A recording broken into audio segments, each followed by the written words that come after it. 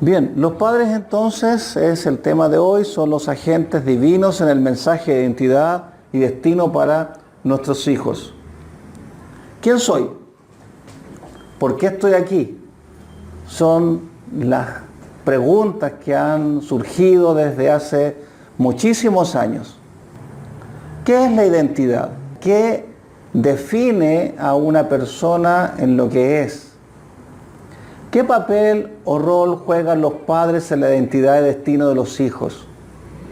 ¿Qué papel funcionamos? ¿Qué papel nosotros representamos en esto? ¿Cuál es nuestro rol, nuestra responsabilidad? A veces las personas se identifican por su nombre. Algunos dicen soy chileno, nacionalidad, o pertenezco al partido político tanto. De alguna manera damos algo que nos identifica, nos dice algo de nosotros. La identidad es la percepción que tú tienes de ti mismo, es cómo tú te percibes. Tú te puedes percibir de cierta forma y actúas de esa forma. A veces hay personas que se perciben, y eso es un tema de enfermedad, por ejemplo, se perciben gordas y resulta que después empiezan a dejar de comer, tienen este tipo de enfermedad que es la bulimia, la anorexia, y un tema psicológico, la persona se ve en el espejo y se ve absolutamente distinta a lo que realmente es. La identidad es la conciencia de existir, es la adquisición de que yo estoy consciente de que existo. ¿Cómo te ves tú mismo? Lo que tú sabes de ti mismo. Las características que tú tienes. Tú eres bueno para esto, tú eres bueno para lo otro. Son una serie de datos que se adquieren a lo largo de la vida, capaces de moldear el patrón de conducta y la personalidad. En la vida nosotros vamos adquiriendo ciertas cosas y nos vamos de alguna manera haciendo una imagen de nosotros mismos. Su desarrollo comienza cuando el niño ya es consciente tanto de la presencia de otros como la suya en el mundo. El niño empieza a decir de alguna manera cómo es. Uno le empieza a preguntar al niño algunas cosas y empieza a decir, me llamo tanto, soy así, soy de esta otra forma, mi papá es este, hace esto, hace lo otro, se empieza a identificar. Su desarrollo entonces comienza cuando el niño ya es consciente. La identidad personal determina el carácter, el temperamento, las actitudes y los intereses de la persona. En líneas generales, la identidad personal configura la personalidad del individuo. ¿Qué es la identidad? Conjunto de rasgos o características de una persona o cosa que permiten distinguirla de otras en un conjunto. Es lo que lo diferencia, lo que lo hace único. ¿Cómo se adquiere esta identidad? Generalmente se pueden ver algunos aspectos físicos como el rostro, creencias, sueños, metas, valores, habilidades, temperamento. Son cosas que distinguen a una persona de otra. Cuando nos observamos a nosotros mismos podemos distinguir características que son únicas, irrepetibles. Los grupos a los que pertenecemos también nos dan algo de nuestra identidad. Lo que nos hace único es nuestra identidad. Pero también hay algunos momentos en donde nosotros no sentimos eso. Tenemos una deficiencia de identidad y esta ocurre cuando una persona tiene dificultad para tomar decisiones importantes. Estamos hablando de que alguien está en una crisis de identidad, cuando tiene problemas para tomar decisiones. No sabe el joven si estudiar ingeniería o estudiar medicina o dedicarse a la gastronomía a veces. Y eso es un reflejo claramente que hay una crisis de identidad. En las distintas etapas de la vida se pasa por crisis. La persona rechaza valores u objetivos y fomenta sentimientos resultantes de la inseguridad y el vacío. Cuando está en una crisis de identidad, la persona tiene un vacío, tiene inseguridad. Estas personas son muy sensibles a la influencia de otras personas. Tratemos de ir mirando a nuestros hijos. Cuando ellos empiezan a tener crisis de identidad, entonces son sensibles a la influencia de otras personas. Algunos síntomas de esta crisis: sensación de estar perdido, sentimiento de soledad y vacío, problemas para tomar decisiones ya que no se cuenta con criterios sólidos o definidos, existe la inseguridad, ansiedad, dificultad para solucionar problemas, inestabilidad emocional, sensación de no tener la capacidad ni preparación ante los cambios y nuevos ciclos, desmotivación. Son algunas de las características que tienen algunas personas cuando están teniendo problemas con su identidad, el saber quiénes son. ¿Quién soy? Me implica, digamos, el que yo me pueda comportar de la forma en que yo me logro ser consciente de uno mismo.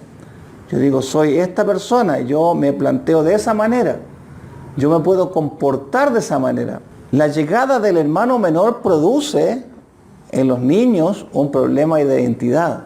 Cuando el niño es el hijo único y de repente le informan, vas a tener un hermanito o vas a tener una hermanita. Los papás no se dan cuenta de que el niño va a pasar por un problema de crisis de identidad, siendo el hijo único, el mimado, y resulta que después ya no, tiene que compartir a sus padres, ya no es el hijo único. Y sufren, los niños sufren. La verdad es que los padres no nos damos cuenta de eso, pero sufren entendiendo que existe otra persona adicional ahí en la casa que se agrega a la familia. Peor aún cuando el padre o la madre le empiezan a exigir, por ser el mayor o la mayor, le empiezan a exigir cosas hacia quien es menor. Es que tienes que cuidarlo, es que tú eres la mayor, es que tú eres el mayor.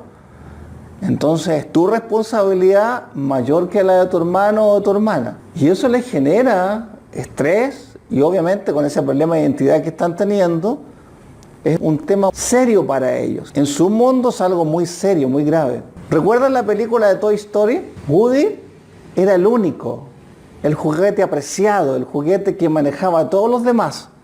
Era el capitán, era el que los organizaba a todos. Era la estrella de los juguetes. Y un día aparece Buzz Lightyear y le cambió su mundo. Y él ya no sabía qué hacer. Andy, el niño, ya no era el niño que jugaba principalmente con él, empezó a jugar con Buzz Lightyear. Y a veces se ve que Woody tuvo un problema de crisis de identidad porque decía, ¿quién soy yo ahora? ¿Quién soy yo en este mundo de los juguetes? Y tuvo crisis de identidad y empezó a tener un comportamiento agresivo hacia este otro juguete, que era Buzz Lightyear. Y empezó a tener comportamiento agresivo. Y a veces los papás dicen, vemos a los hermanos mayores y decimos, pero ¿cómo es posible que tú no lo trates bien a tu hermanito o tu hermanita? Pero el niño está teniendo problemas de identidad. Los niños cuando empiezan a salir al mundo tienen la posibilidad de adquirir una identidad que se llama identidad colectiva, que es la identidad que está en el grupo humano al cual ellos asisten, con el cual concurren, el grupo humano con el cual ellos se juntan, tienen actividades que ya no son la de los padres o dentro de la familia. Entonces empiezan a tener ciertas actividades con ellos y ya se empieza a hablar de lo que es nosotros y ellos. En el grupo somos nosotros. Tú eres de los nuestros, no eres de los otros. Entonces ocurre eso en el niño cuando sale al mundo, empieza a ir al colegio o después empieza a crecer. Nuevamente hay un tema de identidad, porque en su familia había una identidad, habían valores, habían ciertas cosas que se le enseñaba. Y resulta que empieza a tener contacto con otras familias y con otro grupo de personas, con otros niños, con sus pares, y obviamente entra en un problema de crisis de identidad. Los símbolos, prácticas, rasgos, tradiciones o modos de ser son valorados como propios del grupo y al mismo tiempo de cada individuo. Esto es un tema de identidad colectiva. Y ocurre esto. En algunos momentos de la vida se va en busca de una identidad que no se tiene. Cuando hay un vacío, cuando el niño, el adolescente o el joven tiene un vacío de identidad, la busca afuera. Y busca un grupo, busca algo que lo pueda identificar. Es impresionante cómo algunos grupos de rock, como el caso que estoy mostrando acá de Kiss, un grupo muy conocido, digamos, en los años 80, o lo que es actualmente los conciertos que hace Daddy Yankee. ¿Cómo logran llegar a tanta cantidad de jóvenes? Es impresionante. Yo le preguntaba a algunos alumnos, ¿qué es lo que motiva tanto?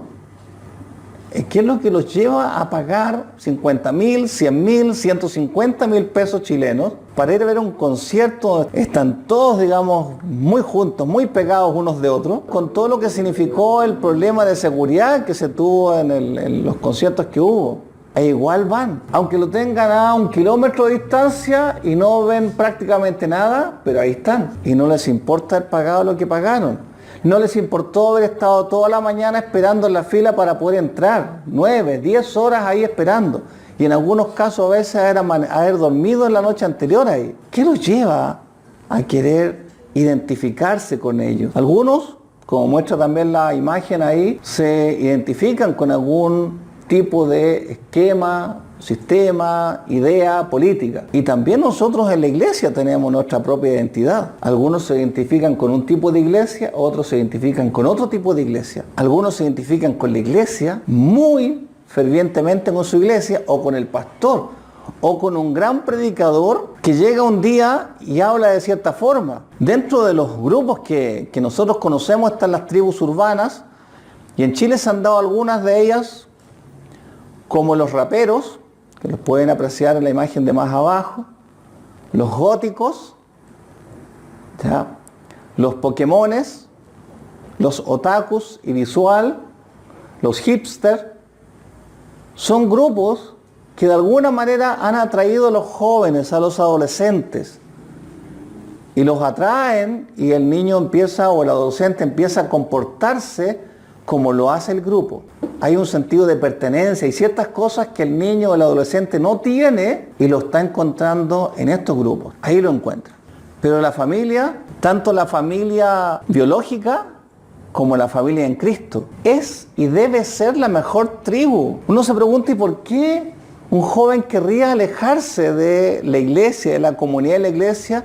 Es que probablemente le está faltando algo que nosotros no le estamos dando como iglesia, y lo busca afuera. Entonces él lo busca eso, esa necesidad que tiene, la va a buscar y la va a satisfacer afuera. Y estos grupos le entregan eso, le entregan ese sentido, que no voy a tocar todavía algunos elementos que le entregan a estos grupos. Pero uno de ellos es el sentido de pertenencia, de que pertenece ahí, o le dan seguridad. Estos grupos le dan seguridad. Y el niño o el joven empieza a participar de ellos con todo lo que eso implica. La identificación consiste en la asimilación de una propiedad o atributo de otra persona, transformándose uno mismo. Identificarse es llegar a tener las mismas creencias, propósitos, deseos que otra persona. O sea, cuando tú te identificas con alguien o con algo, empiezas a tener las mismas creencias, las mismas ideas. Y eso es lo que ocurre con ellos. Se empiezan a identificar y empiezan a adquirir todo eso, toda esa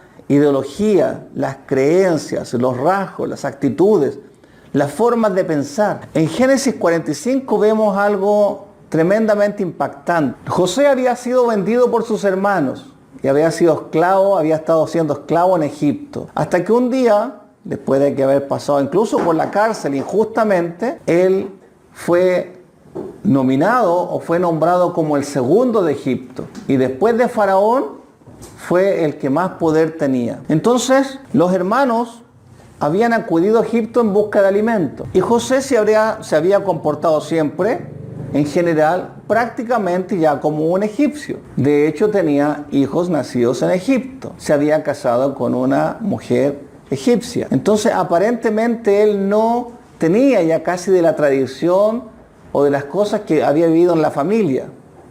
Los hermanos lo habían votado y él había adquirido otra identidad. Y luchó por Faraón. Y llevó a Faraón a tener el mayor poder en esos tiempos de todo el territorio que había entre todos los pueblos que habían. Los egipcios habían quedado bastante empobrecidos, pero Faraón, o el estado faraónico, estaba siendo enriquecido absolutamente. Entonces llegan los hermanos y después de ciertos momentos, de ciertas cosas que ocurrieron, Él al final en el Génesis 45 dice que llora a gritos cuando se revela a sus hermanos y le dice: yo soy José, su hermano. Había hecho sacar a las personas que estaban ahí, se quedó solamente con sus hermanos en esa sala, y él dijo: yo soy José, su hermano, pero llorando a gritos. Eso me impresionó, porque todo el mundo se dio cuenta de quiénes eran esas personas que estaban ahí con José. Él no tuvo vergüenza de sus hermanos y los acogió y los recogió y les dio todo lo que ellos necesitaban. Y no le importó lo que pudieran pensar ni Faraón ni los demás. Eran sus hermanos. Y preguntó por su padre. Por la fe, dice la Biblia también, Moisés, cuando era ya grande, rehusó ser llamado hijo de la hija de Faraón. Él no se sentía identificado siendo un nieto de Faraón. Él en el fondo, para él no tenía un valor ser identificado como de la familia del Faraón. Algo que para cualquier egipcio habría sido lo máximo. Pero él no rehusó hacerlo, sino que se identificó con su pueblo, con su familia, con la familia de su padre y de su madre. Respecto a nuestra identificación en Cristo, la Biblia dice: porque ciertamente no socorrió a los ángeles, sino que socorrió a la descendencia de Abraham, por lo cual debía ser en todo semejante a sus hermanos, para venir a ser misericordioso y fiel sumo sacerdote en lo que a Dios se refiere, para expiar los pecados del pueblo. Cristo se identificó con nosotros, no se identificó con los ángeles, se identificó con nosotros. Pues en cuanto dice: él mismo padeció, siendo tentado es poderoso para socorrer a los que son tentados. El que santifica y los que son santificados de uno son todos, por lo que no se avergüenza de llamarlos hermanos. Cristo no se avergüenza de llamar a cada uno de nosotros hermano. Y eso es potente, porque Él se identificó con nosotros, se identifica con nosotros. O sea, qué increíble que Dios, el potente Dios, omnipresente Dios, omnipotente Dios, se identifique. O sea, es como que quiera identificarse con una criatura como nosotros. Con Cristo, dice Pablo, estoy juntamente crucificado. Y ya no vivo yo, mas vive Cristo en mí, y lo que ahora vivo en la carne, lo vivo en la fe del Hijo de Dios, el cual me amó y se entregó a sí mismo por mí. Ya no vivo yo, dice Pablo, sino que vive Cristo en mí. Ya no vivo, mi vida, vivo la vida de Cristo, me identifico con Cristo. Respecto al tema del rol de los padres en la identidad de los hijos, Dios se ha revelado como Padre. El nombre de Dios para los cristianos es Padre. Jesús vino a revelarnos al Padre. Él no habló de otros nombres de Dios que a veces uno los puede encontrar en el texto del Antiguo Testamento, en los distintos nombres hebreos, ¿cierto? Elohim, Shaddai. No, en el Nuevo Testamento encontramos Padre. Jesús reveló al Padre. Jesús vino a dar a conocer al Padre. Juan dice: a Dios nadie le vio jamás. El unigénito Hijo que está en el seno del Padre, Él le ha dado a conocer. Jesús vino a darnos a conocer al Padre. La responsabilidad de un padre entonces debe ser algo importante respecto a poder representar la paternidad de Dios hacia los hijos. El padre debería representar la paternidad de Dios hacia los hijos. Los padres representan a Dios ante sus hijos. Son como dioses para ellos, sobre todo cuando son muy pequeños. Los hijos obedecen, los hijos lo siguen, los hijos lo admiran, los hijos quieren estar con ellos. Los padres vienen a ser como dioses para los hijos. Que el objetivo de cada padre sea que un día tu hijo, tu hija diga: yo quiero seguir ese Dios tuyo, papá. Yo quiero estar con ese Dios tuyo, mamá. Porque lo han visto. Han visto cómo ese Dios ha trabajado, ha estado en tu vida, y quieran seguirlo, quieran conocerlo. La palabra pater tiene muchos significados que revelan facetas de la naturaleza de Dios hacia su pueblo. Pater es fuente, protector, uno que nutre, proveedor, progenitor, iniciador, fundador, autor, creador, maestro, líder, cultivador, generador, transmisor, adiestrador, sustentador. ¿Se fijan la cantidad de cosas que podrían significar pater? Que es el padre de familia. Uno que lleva la carga, estabilizador, animador, gobernador, mentor y modelo. ¿Qué rol debería tener un padre? Un padre infunde poder benévolo. El poder que tiene el padre debe ser benevolente para con los hijos. Y los hijos deben poder verlo. Es fuente de identificación. El padre es el que le entrega identificación a los hijos. Es el que aporta con la identificación. Trae claridad en cuanto a los límites. Empodera para ejercer esos límites. Brinda protección y seguridad. Un padre, según Dios, modela a sus hijos a la imagen de Jesús para la sociedad.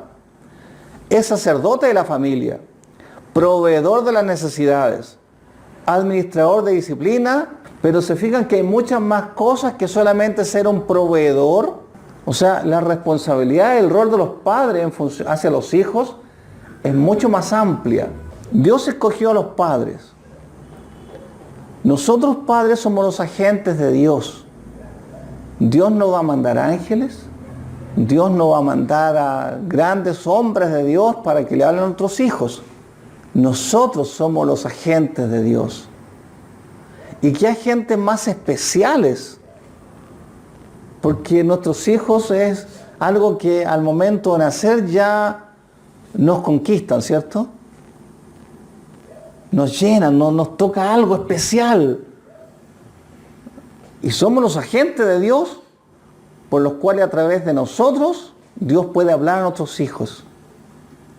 Dios puede llegar a nuestros hijos, Dios toca a nuestros hijos, Dios cuida a nuestros hijos, Dios protege a nuestros hijos, Dios le enseña límites a nuestros hijos. Papá y mamá son tremendamente importantes, tremendamente importantes. No podemos desligarnos ni dejar esa responsabilidad. Dios tiene autoridad absoluta, los padres tienen autoridad delegada, que Dios les ha dado. Dios nos da autoridad por sobre nuestros hijos. Por algo hay un mandato muy claro, dice, honra a tu padre y a tu madre. Honra a tu padre y a tu madre. Y eso los hijos, sí o sí, lo tienen desde que empiezan a aprender algunos principios y mandamientos de Dios hasta que ellos mueren. Incluso a veces, aunque no quieran reconocerlo, igual interiormente hay ese reconocimiento de honrar a padre y madre. Es tan fuerte a veces eso, que inconscientemente muchos hijos que han tenido malos padres, igual los honran.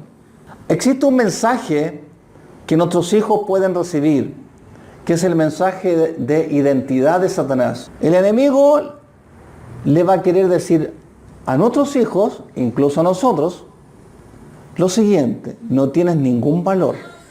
Es imposible que alguien te ame. No eres nadie. Hay algo terriblemente equivocado contigo. No perteneces aquí. Eres un error. Eres feo. Eres demasiado pequeño o eres muy alto. Siempre el enemigo va a estar tirando cosas así, ¿cierto? Eres muy gorda. Tu nariz es muy grande. No debiste haber nacido. Eres el producto de la pasión de alguien. Nadie se interesa por ti. Nunca nadie te amará. Debiste nacer hombre o debiste nacer mujer. No eres lo suficientemente mujer o lo suficientemente hombre. Todas esas palabras son del enemigo, que es Satanás, que trata de poner una identidad distorsionada en nosotros y en nuestros hijos.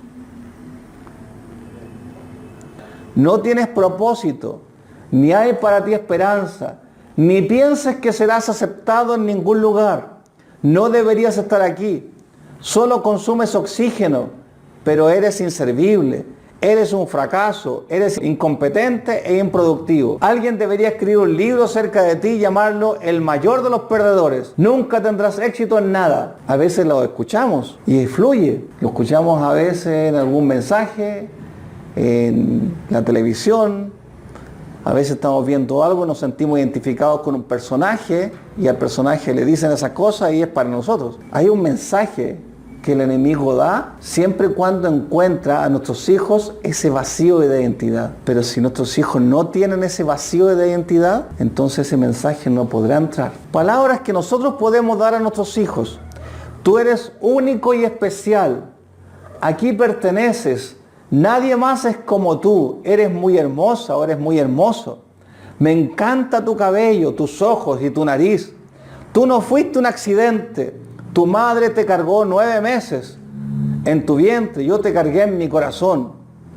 Eres del tamaño correcto, del sexo correcto y tienes derecho a ser amado y valorado por otros como yo te amo por siempre. Ese es un mensaje que viene directamente de Dios Padre, por el cual nosotros podemos llegar a nuestros hijos y darles ese mensaje. Y ese mensaje es el que ellos van a recibir y les va a permitir llenar ese vacío de identidad. La identidad de Dios está dada en función de su Hijo Jesús, porque dice la palabra de Dios: a los que antes conoció también los predestinó, para que fuesen hechos conformes a la imagen de su Hijo, para que Él sea el primogénito entre muchos hermanos. A la imagen de Cristo nos quiere Dios. Esa es la identidad que Dios nos quiere dar. Hay una persona que le preguntó a Jesús: ¿eres tú el Hijo del bendito, el Hijo de Dios?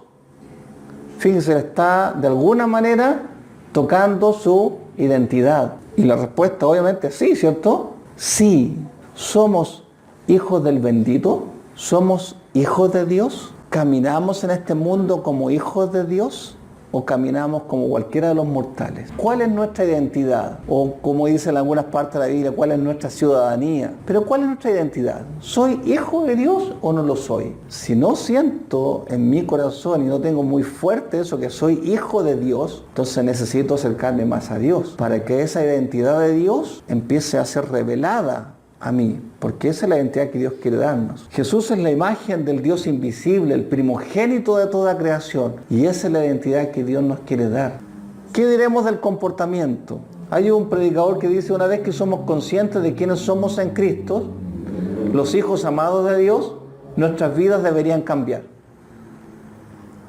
Debe cambiar nuestro comportamiento. Y algunos rasgos que tienen relación con un cambio de comportamiento en la medida que yo puedo darme cuenta de esta nueva identidad en Cristo. En Cristo nosotros somos aceptados. Dios nos escogió para la alabanza de la gloria de su gracia, dice, con la cual nos hizo aceptos en el amado. Y aceptado es agradable, admitido con gusto, bien recibido. ¿Cuántos de nosotros nos fuimos rechazados en el colegio cuando decían: vamos a armar 2 equipos de fútbol? Y los mejores del equipo decían, se separaban y decían: tú para allá, yo te quiero a ti. Iba el otro, decía: yo quiero a este otro. Y generalmente iba quedando al final o el más pequeño, o el más gordito, el más flaquito, y lo iban dejando al final. Ese es un rechazo. Ese niño gordito, ese niño flaquito, ese niño pequeño, empezó a sentir el rechazo. Pero Dios nos acepta y no está preocupado del aspecto físico. Puedes resistir el rechazo de los demás y de la sociedad. Cuando nosotros somos rechazados por el color de la piel, por el aspecto físico, por la forma en que pensamos, por nuestros valores, porque hemos sido aceptados por Dios. Y si Dios nos aceptó, lo demás básicamente pierde importancia. Dios nos acepta. Algunos tratan de ganar la aceptación a través de algunas de estas cosas, en logros, conseguir grandes metas, llegar a la cima, sacar una carrera y ser importante, ser el mejor. Logros por los cuales los demás te reconozcan, te acepten. Otros por el dinero. El que tenga dinero podrá ser mejor aceptado, ¿cierto? Lo podrán recibir mejor. Hay algunos personajes, por ejemplo, que tienen cierto dinero y entregan dinero a algunas personas. La pregunta es, si no diera dinero, ¿sería tan aceptado? Pero hay una aceptación que es a través de el dinero o la apariencia. Fíjense la imagen de los jóvenes ahí sacándose selfie en el gimnasio. Se ven bien, ¿cierto? Pero es buscar la aceptación, de ser aceptado. O servir, incluso esto es más, ¿cómo se llama? Difícil de identificar, servir a los demás. Cuando tú haces muchas cosas y las haces solamente por ser aceptado, resulta que te vas a esforzar una vez y otra vez porque siempre te van a aceptar por las cosas que haces. Y tu servicio va a ser básicamente en busca de eso. No necesitamos hacer cosas para Dios ni tener mucho dinero para ser aceptados. Romanos 15:7 dice, por lo tanto, acéptense unos a otros tal como Cristo los aceptó a ustedes, para que Dios reciba la gloria. La aceptación en Cristo es la base para las relaciones. ¿Cuántos hijos rechazan la iglesia por no haber encontrado aceptación en ella? Preguntémonos. ¿Cuántos hijos rechazan la iglesia por no haber sido aceptados en ella? ¿Cuántos de estos jóvenes o niños que iban a jugar fútbol y los dejaban afuera, dejaron de ir porque no eran aceptados? ¿Cuántos dejan de hacerlo si no son aceptados? El segundo aspecto que vamos a encontrar respecto a lo que Dios hace respecto a la identidad es que somos valiosos. El mensaje de identidad de Satanás dice, nadie me valora. Pero hay algunas cosas importantes, Dios me valora. ¿Y cómo yo sé que algo tiene valor? Supongamos que Pepito juega a la pelota y él se compró la feroz zapatilla. Pepito, un joven de 18 años, 20 años, y se compró la mejor de las zapatillas. Fue a jugar a la pelota y resulta que después de jugar dijo, ya en realidad no me gustaron mucho estas zapatillas. Y las puso a la venta. ¿Alguien querrá comprar esas zapatillas con el olor que tenían las zapatillas de Pedrito? ¿Cuánto darían ustedes por un par de zapatillas usadas que vengan con el olor del dueño? ¿Quién pagaría mucho dinero por ellas? ¿Qué valor tienen si son las zapatillas solamente de Pepe o de Luis o de Juan? ¿Qué valor tiene esa zapatilla? Pero si la zapatilla es de Usain Bolt, ¿cuánto vale? ¿O de Michael Jordan? ¿Cuánto vale? ¿O el zapato de Lionel Messi? ¿Cuánto vale? Por lo tanto, el valor tiene relación con a quién le pertenece. Si la zapatilla es de Michael Jordan, vale mucho dinero. Por lo tanto, el valor nuestro no está en nosotros, está en a quién le pertenecemos. Y nosotros somos pueblo de Dios. Somos pueblo de Dios. Dios nos ha hecho sus hijos. Le pertenecemos a Dios. Somos pueblo santo. Jehová nos escogió para ser un pueblo único y especial para todos los pueblos de la tierra. Y nuestros hijos son herencia de Dios. Somos de Dios. Nuestros hijos son de Dios. Por lo tanto, tienen un valor incalculable. Si conocemos nuestro valor, podemos caminar con seguridad. Si nuestros hijos conocen su valor, no temerán y soportarán el rechazo. Somos aceptados, valiosos y amados también. Jeremías nos dice, se manifestó a mí ya hace mucho tiempo y diciendo, con amor eterno te he amado, por tanto te prolongué mi misericordia. Dios es amor, no es que Dios tenga amor, Dios es amor y nos ama independiente de lo que nosotros hagamos e independiente de lo que nosotros podamos ser o cómo podemos estar. El ser humano tiene un amor demasiado condicional. Ama a veces porque, mira, me gusta y te amo porque eres bella. ¿Y qué pasa cuando envejece? Ay, me gusta porque tu figura tan varonil. Y cuando ya es más viejo y te empieza a salir, digamos, los 10 centímetros extra en el abdomen por las cervezas que te has tomado, ¿ya no lo quieres? Nosotros también tenemos algo especial de nuestra identidad que nos da Dios porque hemos sido perdonados. Así como la mujer adúltera. Y fíjense lo que digo, la mujer adúltera. Pusieron ahí como subtítulo la mujer adúltera. O sea, esa era la identidad de esa mujer. No es la mujer de Juan, no es la mujer de Luis que lo engañó, que estaba adulterando. No, era la mujer adúltera. Esa es la identidad. Pero Jesús la perdonó y esa mujer iba a cambiar su comportamiento a raíz de ese perdón. Jesús dijo, vete y no peques más. Le cambió su identidad. Ya no es la mujer adúltera. Los demás podían verlo como la mujer adúltera, pero ya Dios no la veía como esa mujer. Tu identidad determina tu comportamiento. Por último, tú eres capaz. Dios nos hace competentes. No que seamos competentes por nosotros mismos, sino que nuestra competencia proviene de Dios, dice Corintios. Nuestra competencia proviene de Dios. Esa es nuestra identidad en Cristo. Nosotros somos lo que Dios dice de nosotros, no lo que nosotros pensamos de nosotros mismos, ni de lo que el mundo dice de nosotros. Nosotros somos lo que Dios dice, no otra cosa. La identidad hacia nuestros hijos podemos guiarla incluso desde el vientre de su madre.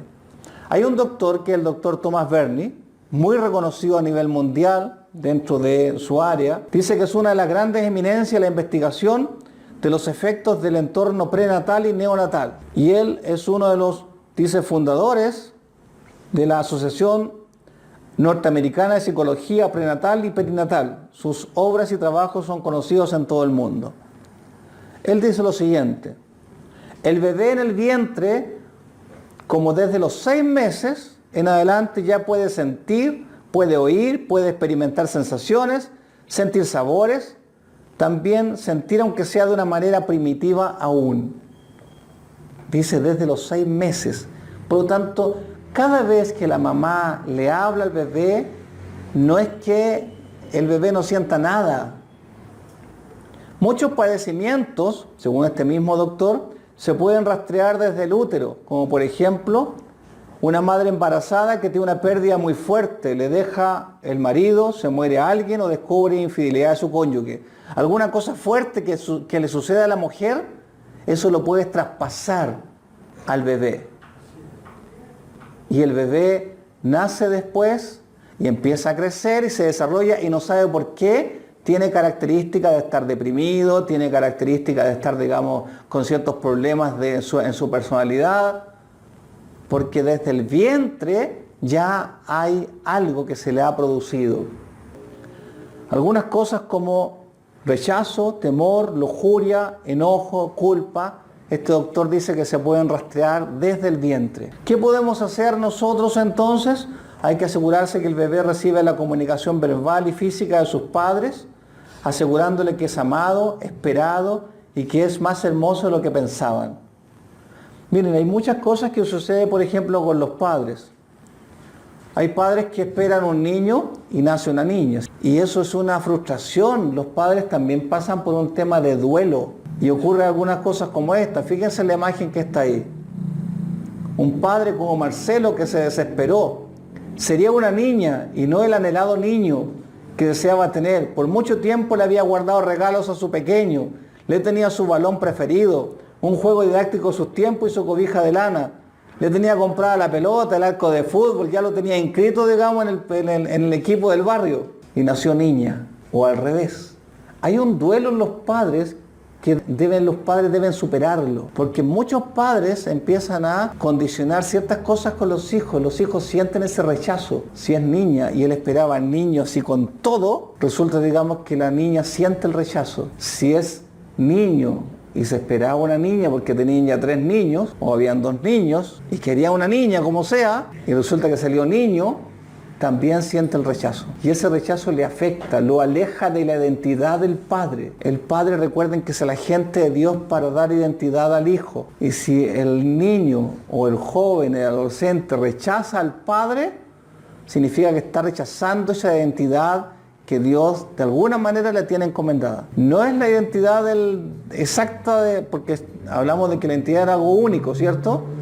Pero hay muchas cosas que son del padre que pueden ser entregadas y traspasadas a los hijos. Cuando alguno de los padres no logra hacer adecuadamente ese duelo y por lo mismo no logra adaptarse a la nueva idea, es posible que comience a tener dificultades en la interacción con el pequeño. Eso es una realidad. Y hay momentos en la historia en donde las mujeres eran rechazadas porque no tenían hijos varones o porque no tenían hijos. Momentos en la historia en donde si no tenías hijo varón, era ya lo peor que podía pasar. Algunas crisis que pasan nuestros hijos. La crisis de la adolescencia. Durante la adolescencia los jóvenes empiezan a tomar riesgos y a experimentar. Y eso hay que entenderlo. Están pasando de un mundo centrado en la familia a un mundo centrado en la comunidad, dentro de la cual empezarán a definir su propia identidad. Es posible que escojan amigos que no les agraden a sus padres. Hay muchos que toman algunos amigos, no te conviene, mira cómo viste, mira lo que hace, o que prueben alcohol u otras drogas, o hagan cosas que los padres no les enseñaron, no estaba dentro del contexto ni de los valores de la familia.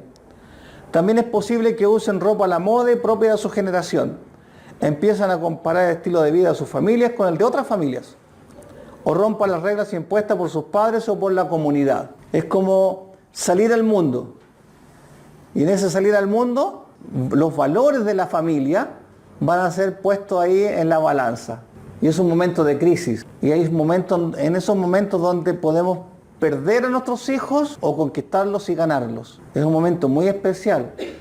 Si sabemos, si hubiéramos desarrollado correctamente la identidad de ellos desde muy pequeños, ellos no deberían tomar otros valores, otros principios, otras identidades. Y sabrían tomar la identidad y los valores que nosotros les entregamos en casa. Pero cuando no lo hacemos, o ellos encuentran de alguna manera dificultad en encontrar esa identidad en casa, la van a buscar afuera. El adolescente se hace algunas preguntas para las cuales desea respuestas. ¿Tengo lo que se requiere para ser hombre o mujer? ¿Está pasando de ser niño a ser un hombre? ¿Soy adecuado para cumplir mi llamado como adulto? Esta etapa es una de las más importantes porque es aquí donde el joven es lanzado a desarrollar su autoimagen y su identidad de adulto se va formando. En las etapas anteriores la madre parecía ser la imagen central, pero cuando el niño pasa de la infancia a la adolescencia, es el padre el que pasa a ser esa imagen. La madre pierde relevancia. Pero ¿qué ocurre? ¿Qué ocurre con el tema de una separación o un divorcio? Cuando la madre pelea por la custodia de los niños, o cuando la madre empieza a hablar mal del padre, o cuando la madre aleja a los hijos del padre, el niño queda sin esa identidad. Por lo tanto, puede adquirir una identidad distorsionada. Pierde la identidad que el padre podía haberle entregado. Y es un tema bastante dramático porque es en esa edad donde 10, 11, 12 años, donde está hay un proceso bastante fuerte que empiezan a tener los niños, necesitan a ambos, y especialmente al padre, más que a la madre. En esa edad necesitan mucho, mucho, mucho más. Dicen que el hombre debe conquistar su masculinidad, debe conquistarla. La mujer, la niña, solamente es una continuidad, pero en el caso del hombre debe conquistar esa masculinidad. Cuando el niño rechaza al padre, por algún motivo, resulta que es muy fácil que se incline sexualmente hacia una mirada hacia el género, al mismo género, se incline y tenga AMS, que es atracción al mismo sexo. Cuando rechaza la paternidad o rechaza al padre como tal, o cuando la madre es muy apegada y no suelta al niño. ¿Recuerdan en la Biblia cómo las madres tenían que soltar a los hijos y dejarlos a cargo de el padre? Abraham estaba a cargo de Isaac y lo llevó y lo sacaba, estaba a cargo de él. Pero cuando no ocurre eso, es muy fácil que el niño pueda tener ese problema. O una niña que no escucha de su padre, que es bella, que es amorosa, que tiene un valor. Después va a escuchar lo mismo afuera de otra persona porque va a sentirse sin valor. Y alguien más le va a decir lo que ella debería haber escuchado en su casa, de su padre. Mientras que ellos determinan la clase de varones que quieren ser la vida, todo está basado, como dije, en el ejemplo de su padre. Es muy importante, especialmente, cada edad tiene su grado su nivel de importancia, pero en la etapa de la adolescencia es fundamental la presencia, especialmente la presencia del padre. Hay una edad tremendamente importante la madre, entre la gestación y los 5 años, pero pasando esa edad, cada vez la importancia del padre es mayor. Bueno, eso es el tema de la identidad.